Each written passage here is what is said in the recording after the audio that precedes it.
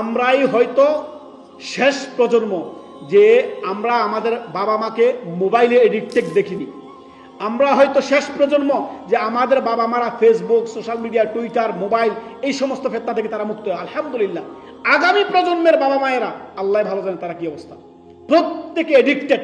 বর্তমান জেনারেশন যেটা আছে, 90 দশকের আগের পর এখনকার যে জেনারেশন আছে, each and everyone they are addicted social media.